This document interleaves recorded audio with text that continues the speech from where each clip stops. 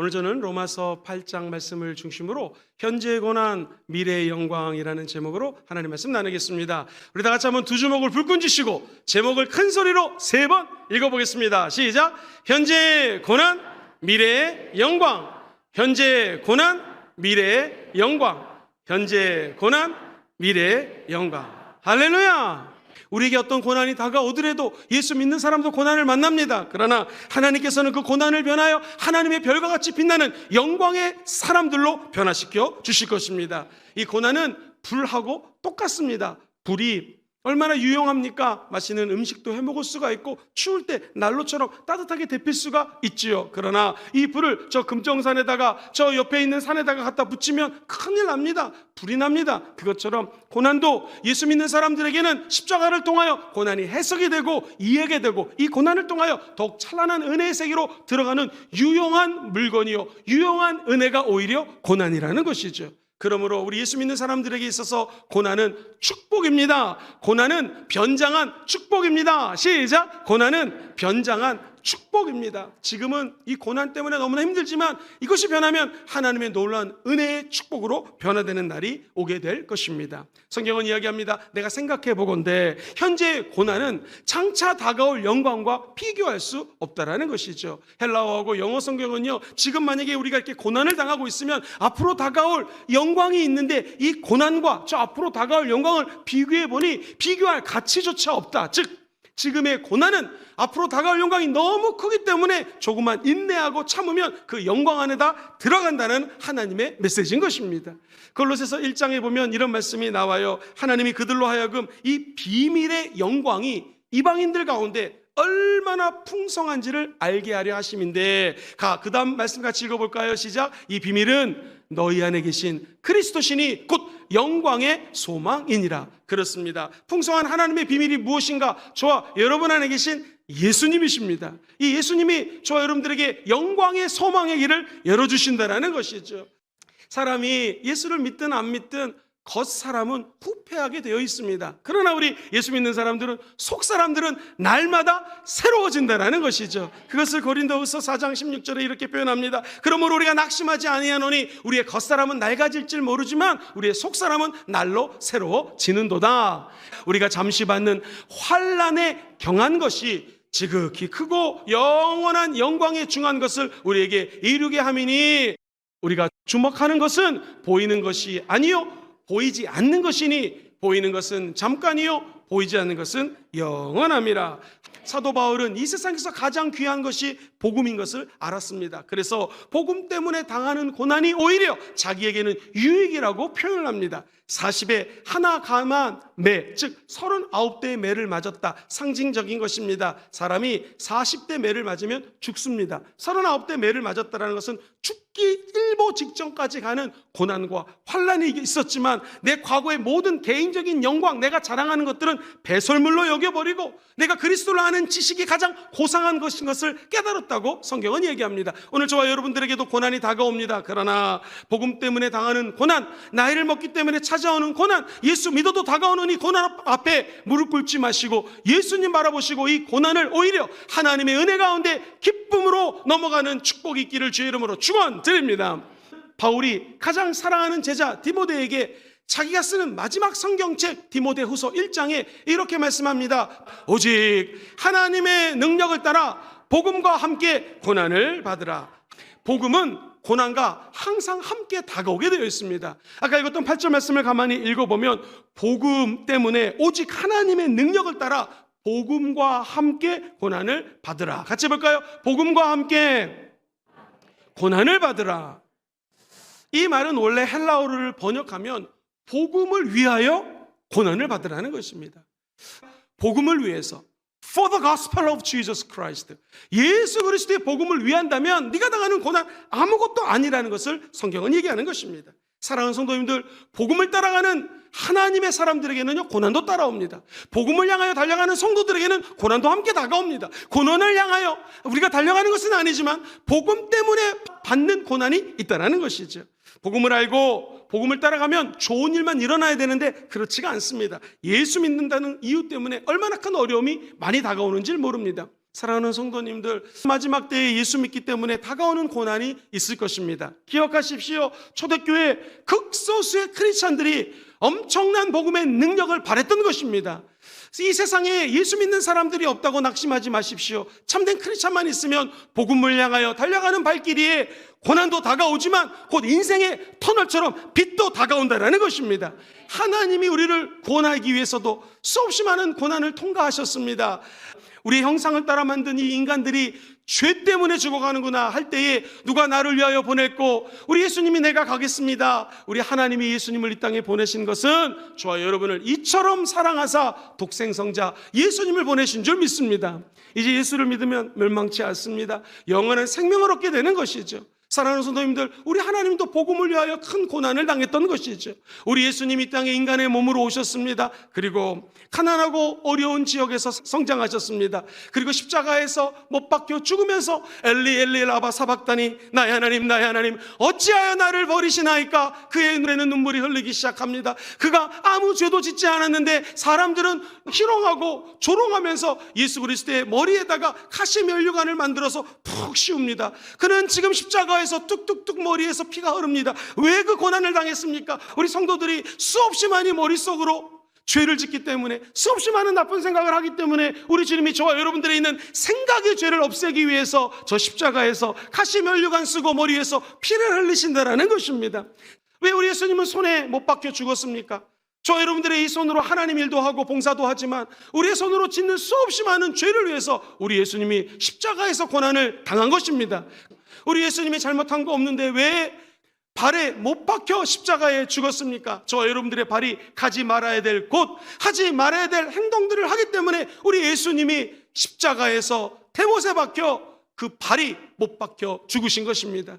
이제 예수 믿은 저와 여러분들은 예수 십자가의 고난을 생각할 때마다 고난이 끝이 아니라 우리 하나님은 예수님을 이 땅에 보내주셨고 십자가에 죽으실 뿐만 아니라 다시 장사한 지 사흘 만에 부활시켜 주셨습니다. 그리고 하나님 보좌 우편에 앉혀주셨습니다. 여러분의 고난은 고난으로 끝나지 않습니다. 이제 부활의 영광이 다가올 것입니다. 사랑하는 성도님들, 우리 예수님의 십자가를 바라볼 때마다 사람들이 진짜 죽었는지 안 죽었는지 큰 창으로 로마 군인이 예수님의 심장을 향하여 찌릅니다. 마지막 남은 물 한 방울, 피 한 방울까지도 아낌없이 저와 여러분들을 위해서 흘려주셨습니다. 그 고난은 복음입니다. 그 고난은 저와 여러분들에게 새 생명을 주기 위한 하나님의 계획입니다. 십자가의 고난은 성령을 부어주기 위한 하나님의 사랑인 것입니다. 성령 받은 저와 여러분들은 이제 십자가의 고난을 바라보시면서 고난이 고난의 끝이 아니요 복음과 함께 고난을 받는 하나님의 사람으로 변화된 것이죠. 누가복음은 6장 20절에 이렇게 얘기를 합니다. 너희 가난한 자는 복이 있나니 하나님의 나라가 저희 것이며. 이상하다. 내 마음이 우쭐거리고 자부심이 있고 내 마음이 높아질 때 복이 있어야 될 텐데 아닙니다. 오히려 낮아진 자, 하나님 앞에 십자가 앞에 낮아진 자에게는 하나님의 복이 임한다라는 것입니다. 이것이 산산복음의 가장 중요한 핵심 메시지입니다. 지금 우는 자가 복이 있다. 지금 줄인 자가, 배고픈 자가 복이 있다라는 것이죠. 저와 여러분들이 고난이 있고 눈물이 있을 때 오히려 이것이 축복이 된다라는 것입니다. 또 하나, 우리는 절대로 복음을 부끄러워해서는 안 됩니다. 사도 바울은 그가 로마에 있는 성도들에게 편지를 쓰면서 이렇게 선포합니다. 내가 복음을 부끄러워하지 아니하노니 이 복음은 모든 믿는 자에게 구원을 주시는 하나님의 능력이 됨이라. 먼저는 유대인에게요, 먼저는 유대인이지만 나중에는 헬라인에게까지 이 복음은 엄청난 능력의 파장을 끼친다라는 것입니다. 우리 예수님 말씀하십니다. 누구든지 나와 내 말을 부끄러워하면, 예수님과 예수님이 하신 말씀을 부끄러워하면 인자도 자기 아버지와 거룩한 천사들의 영광으로 올 때에 그 사람을 부끄러워할 것이라고 얘기합니다. 저와 여러분들은 절대로 예수 그리스도를 부끄러워하지 마시고 하나님의 능력을 따라 복음을 위하여 고난받으시는 여러분 되시기를 주의 이름으로 축원드립니다. 복음과 함께 고난을 받으라, 이 말이 기억이 되면 빌립보서 1장 29절의 말씀이 성취됩니다. 시작. 그리스도를 위하여 너희에게 은혜를 주신 것은 다만 그를 믿을 뿐 아니라 또한 그를 위하여 고난도 받게 하려 하심이라. 성경은 하나님의 자녀이면 상속자, 옛날 성경에는 후사라고 표현되어 있습니다. 상속자예요. 하나님의 상속자 예수 그리스도와 함께하는 상속자가 되었으니 저 하나님의 영광을 위하여 고난도 함께 받을지어다. 그렇습니다. 이 고난이라고 하는 것은 현재의 고난이지만 장차 다가올 영광하고 좋게 비교할 수가 없는 것이 하나님이 예수 믿는 사람들에게 주신 고난이라는 것입니다. 예수 믿는 사람들은 현재의 고난만 바라보지 않습니다. 과거의 고난, 그리고 과거의 죄 때문에 내가 고난을 받고 있노라 라고 하면서 과거랑 연결해서 현재의 고난 때문에 움츠러들지 않습니다. 우리 예수 믿는 사람들은 하나님이 미리 예비해 놓으신 미래의 영광이 있기 때문에 현재의 고난을 감사하며 기뻐하며 살 수 있는 은혜를 부어주신다는 것이죠. 만약에 우리 아버지가 엄청나게 부자입니다. 우리 아버지를 내가 사랑하는 것은 나를 잘 키워주셨습니다. 만약 아버지가 어느 날 천국 가시게 되면 그 아버지의 유산이 다 나에게 오는 것, 이게 상속자 아니겠습니까? 저와 여러분들은 하나님이 저 천국을 상속물로 예비해 놓았다라는 거 기억하시기를 주의 이름으로 축원드립니다. 기독교의 진리는 장차 다가올 영광이 있다라는 것입니다. 사도 바울은 바리새인 중에 바리새인이요 가말리아 학풍에 놀라운 학문적인 업적을 달성한 지성인이었습니다. 그가 논문을 작성하는 마음으로 생각하건대, 이 말은 헬라어 원뜻으로 계산하건대, 목록을 투두리스트 목록을 작성해 보니, 분석해 보니, 어널리시스, 내가 아주 그냥 통찰력 있게 조사를 해봤더니 깨달은 것이 있다라는 것이죠. 그것이 로마서 8장 오늘 본문 18절 말씀입니다. 생각하건대 현재의 고난은 장차 우리에게 나타날 영광과 비교할 수 없도다. 고난 가운데 계십니까? 눈물 가운데 계십니까? 하나님의 영으로 인도함을 받는 사람들은 하나님의 자녀가 되었습니다. 어렸을 때 6학년 때로 기억합니다. 실과 시간이 있었습니다. 선생님이 그림을 그리면서 설명을 해줍니다. 여기 사과나무가 있는데 이것을 저 감나무로 내가 접붙임을 하기 원한다 했을 때에 사과나무를 이렇게 자르면 안 되고 옆에 가지를요 비스듬히 자른다고 합니다. 그리고 사과 입장에서는 얼마나 잘릴 때 아프겠습니까? 고난이죠. 슬픔이죠. 그런데 농부는 그 자른 가지를 가지고 감나무에 가서 역시 비스듬히 자르고 이 사과나무를 붕대를 감아주고 접붙임을 하게 되면 이제는 감나무의 열매를 맺게 된다는 것이죠. 예수님 말씀하십니다. 나는 포도나무요 너희는 가지라는 것이죠. 저와 여러분들이 하나님의 양자가 된다는 것, 바로 이 접붙임 당한 것입니다. 그러려면 과거의 상처를 끊어내야 됩니다. 예수 믿기 전에 지었던 죄들을 끊어내야 됩니다. 나쁜 과거의 습관을 예수 그리스도와 함께 끊어내시기를 주의 이름으로 축원드립니다. 로마서 8장은 양자의 영을 받은 우리 예수 믿는 사람들이라고 표현합니다. 우리는 과거에 악의 열매를 맺고 마귀의 열매를 맺는 그런 나무가지가 아닙니다. 이제 예수님이라고 하는 나무에 접붙임을 받은 하나님의 생명체인 줄 믿습니다. 그럼 더 이상 죄의 법이 저와 여러분들을 다스리지 않습니다. 생명의 성령의 법이 저와 여러분들을 축복하고 은혜의 세계로 인도해 주실 것입니다. 사랑하는 성도님들, 빌립보서 3장 10절 말씀을 기억하십시오. 같이 읽어보겠습니다. 내가 그리스도와 그 부활의 권능과 그 고난의 참여함을 알고자 하여 그의 죽으심을 본받아. 할렐루야.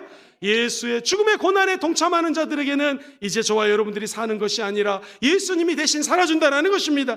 이 고난의 문제를 우리 주님이 대신 갚아주신다는 것입니다. 너의 염려와 근심을 나에게 맡겨라. 이 말은 원래 cast it out, 즉 나에게 모든 것들을 다 던져버리라는 뜻입니다. 오늘 질병을 갖고 오신 분들은 십자가 앞에다 내어 던지기를 주의 이름으로 축원드립니다. 상념과 눈물과 시기와 질투와 분노라고 하는 짐을 갖고 오신 분들은 다 주님 앞에 내려놓고 돌아가시기를 주의 이름으로 축원드립니다. 예수님의 집은 가볍습니다. 예수님은 온유하십니다. 여러분들을 치료해 주시고 고난의 터널을 끝나게 하는 할 수 있는 유일한 분은 예수밖에 없음을 기억하시게 되기를 주의 이름으로 축원드립니다. 사도 바울이 너무나 인생이 괴로웠습니다. 힘이 들었습니다. 복음 전하는 이 사명의 길이 너무나 외롭고 힘이 들었습니다. 그래서 사람들에게 갈라디아서 6장에 이렇게 얘기합니다. 사람들아, 이유로 나를 괴롭게 하지 말아라. 나는 예수의 흔적을 가졌노라. 이것이 바로 마커스입니다. 이것이 바로 하나님의 사랑하는 자들의 고난은 예수를 사랑하는 흔적이 된다는 것입니다. 이 흔적은 천국의 영광까지 연결되는 것이죠. 사랑하는 순복음 중에 모든 성도들이여, 고난이 있습니까? 예수를 향하기 때문에 우리 마음속에 예수에 대한 흔적이 있으십니까? 이 고난은 하늘의 의의 상급으로 연결될 것을 기대하시기를 주의 이름으로 축원드립니다.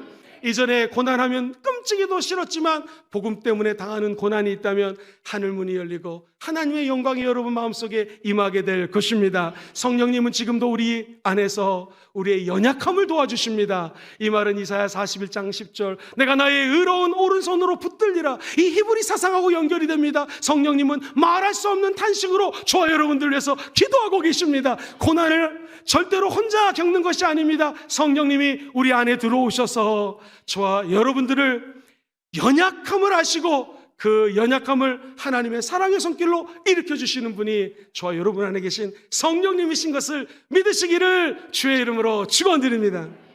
말씀을 정리합니다.